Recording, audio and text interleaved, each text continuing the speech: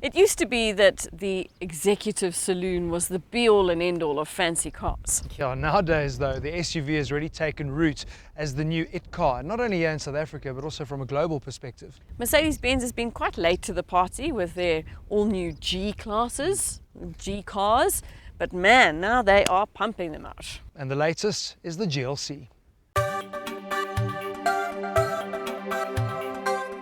In case you didn't already know, the C in GLC is derived from C-Class, on which the mid-sized SUV is loosely based. It means you can expect great things when it comes to the drive quality and packaging. And to test these out, we took the GLC to a habitat it would most enjoy. Forum Hominy in the cradle of humankind, where the quiet, unspoiled surroundings of the Roots restaurant afforded us the perfect opportunity to do a bit of bushwhacking in perfect comfort, before a spot of fine dining. I'm not sure the GLK would have looked at home here, but it was a damn nice car to look at. Yeah, it's wonder. It's bizarre we never ever got it, but we now know their new focus is bringing in as many SUVs as they can across the range. Very pretty. Many people might find GLC, but I find its proportions are a little bit out. Yeah, They're not working for me. It kind of reminds me of the early X3 in terms of it just looking a little bit ungainly, really. Yeah. Looks a little bit uncomfortable with itself. Look, I suppose on the positive, it looks that way because they have added a lot of length to the wheelbase over what was Well, look, GLK. it's not really a GLK in anything other than name. Yeah. Yeah.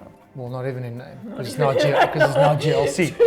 But look, I mean, that's one thing that has impressed me is legroom in the back, the boot space, actually really good. It's much bigger. So I suppose it makes people are going to be happy to be comfortable and not worry about the looks. But then again, when you're buying these sort of cars, it's all about the looks. Rear end looks good. It does. Front end looks good. It follows the family face. It's part of the whole G thing that's happening. Yeah. Nice things happening in the interior though, in terms of that sweeping The new dash. That's Beautiful, lovely. beautiful. And it's like, for me, from an engine perspective as well, we spent a lot of time in this 250 petrol that we've got when we were in Spain with the coupe launch. Fantastic, and their 9-speed box works really well. It's a lovely car to drive. Really, really good. C300 as well, and then the 2 diesel options running that same 2-litre turbo diesel. So they've covered their bases. There's something for they're everyone. all auto gearboxes, which I suppose in this segment of the market, everybody wants an auto, Yeah. really. Yeah, strong point. I know I'm not a big lover of all these optional extras and the packages and everything, but one thing they have done that I think makes sense is if you want to go bundu bashing and 4x4 and they're big to push the capabilities, this is a real serious off-roader, that's a package. Yeah, So the off-road engineering package. Exactly, I mean, that actually makes sense because most people are not going to do this. No. This is as off-road as they're going to go on a gravel road, 2 routes. Well, this is it, coming out to a fancy restaurant on the weekend to have some really nice fancy food. And this is where we start talking about the crux of the matter with this car, is that ultimately when you buy a car, you want something that does get you from A to B, that looks good. You buy a Mercedes-Benz, so you want something that's engineered well, tick that. Value is the problem. You come to a fancy restaurant, you get fancy food, but ultimately the purpose is the same as if you go to a Wimpy. Yeah, I mean, and have a look at the food that we've had. I mean, all the optional extras. I mean, it's beautiful, but the meat, the car, That's what is really small, and it tastes great and it looks fantastic. And I suppose that's what they're doing, is they're selling image from an SUV perspective. You want to say that you've been to these fancy Lani restaurants, but you're probably going to leave hungry.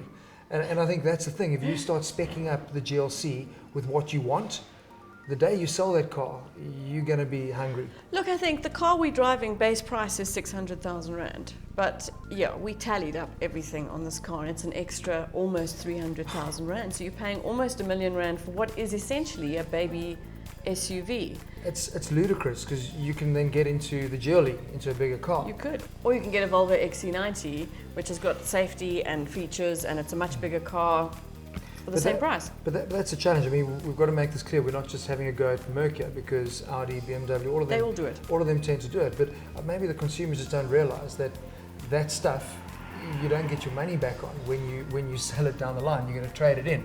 No, but that's also like having a fancy meal. Yeah. I mean, you don't, like, yes, you can pay 25 Rand for a burger at McDonald's, or you can have a beautiful piece of meat with all the fancy extras. You just feel more special. You do.